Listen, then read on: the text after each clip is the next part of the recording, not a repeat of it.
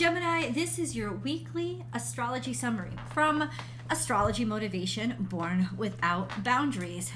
Gemini, this is loosely for Gemini, Sun, Moon, and Rising, but it's based on your sun's position. Now, if you understand the angles well enough of the zodiac, then you can easily put in your rising sign or your moon sign. It's all based on angles, what I'm about to tell you. So really the energy could count for sun, moon, and rising.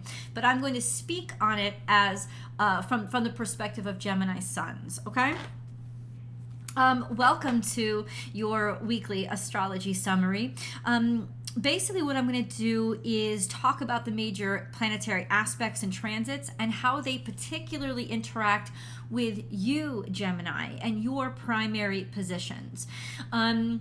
This is going to require me speaking to you in the terms of decans. If you don't know what a decan is, it is a group of 10, and there is a total of 30 degrees in every zodiac sign because every zodiac sign occupies 30 degrees of the zodiac wheel. So within those 30 degrees, we can divide each zodiac sign into 3 different parts. And why do we do that? 3 different groups of 10. So why do we do that? Because everything is based on angles, the angular relationships of one planet to another or one point in the sky to another. And those angles can be significantly different depending on where you're located in Gemini season. You know, Gemini ones who could be 0 to 2 degrees Gemini are are experiencing very, very different energy than those who are born at the very, very end of Gemini. Number one, they're cusps, right? So they're getting all this talk and speak and energy from the zodiac signs on the opposite sides of them, and it's very different. And then there's also a major angular difference. Those people those natal suns born at the beginning of Gemini could be trine to something, whereas the ones born at the end of Gemini could be square to something, or somebody could be square to something and somebody could be sextile to something, and those are very different situations. So we want to be very, very sure. And so I'm going to break it down into the decans. Gemini ones are for those of you who have your natal sun somewhere between 0 and 10 degrees Gemini. Gemini 2s are for those of you who have your natal sun somewhere between 0 and 10 and 20 degrees Gemini. And Gemini 3s are those of you who have your natal sun somewhere between 20 and 30 degrees Gemini. Okay? So what is going on in Gemini? Mars is in Gemini, right? We know that right now. Currently, Mars is in Gemini, and Mars is conjunct to Gemini 3s because it's at 22 degrees Gemini. Now, what does that mean? That it is square to the current sun. The current sun is in Pisces, about 17 degrees Pisces. And so Mars is, for those of you who are third decan Geminis, your natal suns are in a conjunction with Mars, and that's a lot of energy. Like, that's a lot of power. That's a lot of like physical, like just feeling things pulse through your body, being certain, wanting to be physical, wanting to take action. A lot of virility, could even mean sexuality, right? But when it's square to the sun, there can be challenges with regards to how you're seen or being seen, or how you feel about yourself, or how much confidence that you really have. Now, a challenge doesn't mean a block. It just means something that's supposed to make you stronger. And it releases a tremendous amount of energy when you overcome it. So it can lead you to a great victory, a great success. But because there's so much energy in Pisces now, and Pisces is naturally squared to Gemini, everything that you're doing is going to be a little bit more challenging in order to get results. Just an FYI.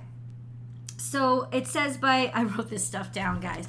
So by Tuesday the 7th, there's a full moon in Virgo on Tuesday the 7th that Gemini 3s you are going to be in square with. So you're going to be square to the full moon. What does that mean? It's going to be more difficult for you to release the toxins, or maybe say what you have to say. It's going to be more challenging, maybe personally, internally. You know, Virgo is very internal energy, but it could also be socially, since Gemini is very social energy. There is a sense sense of maybe it's hard or inappropriate to say what you need to say, but it's almost like something's choking you up, but still you have to release it. So it may be more challenging to release those thoughts, or to be honest with somebody, or basically release those toxins and get rid of all those kind of maybe bad habits that are unhealthy for you. Virgo deals with health. So a full moon in Virgo, it asks us to detox our system and start eating healthier and treating ourselves better or kinder. Maybe even start speaking kinder. But there's going to be a challenge for you.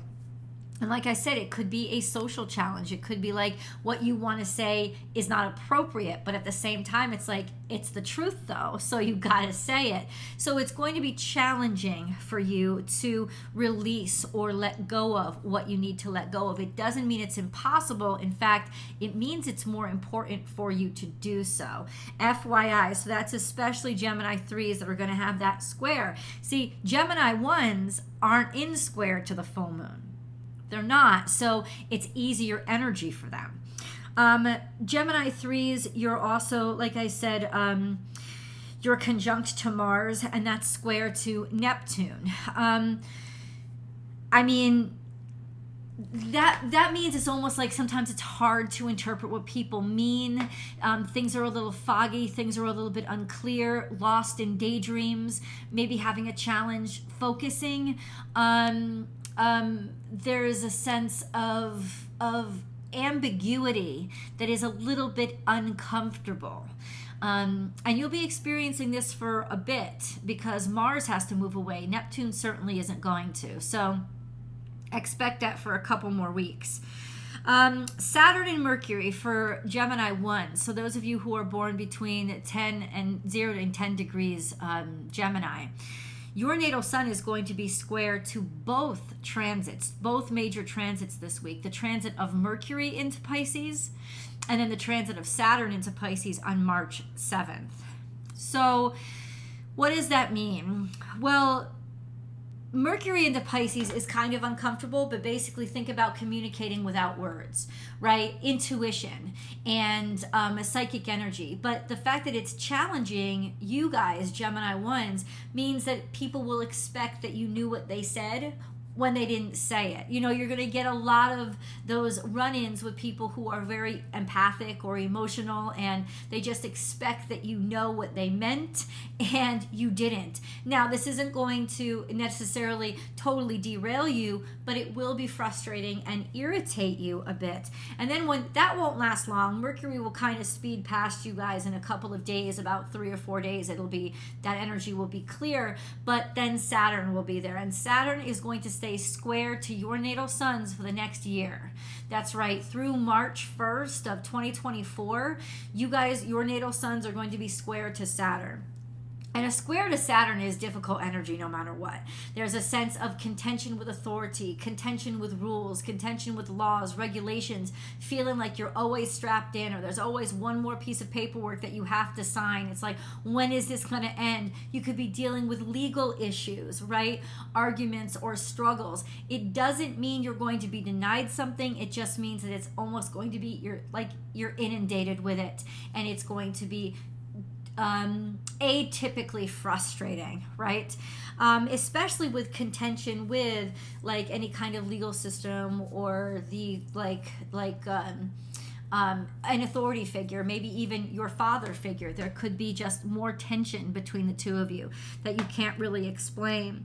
For those of you who are Gemini 2s this week, this week you're going to be square to the current sun. When the sun squares the sun, there is kind of a sense of problems with yourself, problems with confidence, problems with courage, problems with knowing what's most important to you, or just basically things getting in the way of you following your heart's purpose. So be very aware of that. That tension will clear up in about a week because the sun moves pretty fast too.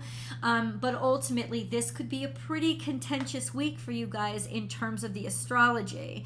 Now, what is happening to Mercury? Mercury goes into Pisces, which changes its modality. It could even be you guys, because Mercury is in Pisces. It could even be you guys. Suddenly, all of a sudden, you're picking up all this like nonverbal communication that you normally didn't, or you're dreaming more, or you're more creative. That could happen to you as well. So it could be beautiful, but also a little bit discombobulating. Mercury is at its fall position, I think, in Pisces, right? It's not comfortable in I know it's not comfortable in Pisces. So there's a sense of vulnerability that could actually help you learn a lot about gifts and talents that you didn't even know that you had. When Mercury falls into Pisces on March 2nd, so it's today, it's going to be trying the South Node. So if you're experiencing, especially Gemini ones, if you're experiencing any kind of memories or situations from the past, this could be the time when you actually rediscover what you're good at and remember who the hell you are in terms of your talents and your gifts, and allow yourself to get reacquainted and comfortable with those things that maybe you put away and haven't paid much attention to, but absolutely should. Mercury during this time is also going to be semi-square to the Venus-Jupiter-Chiron conjunction, which means a little bit of just tension around growth, right? It was like, why does everything have to be so difficult in order for me to get to the next level? That kind of tension. Gemini ones, I wrote this down here. The square to the current sun,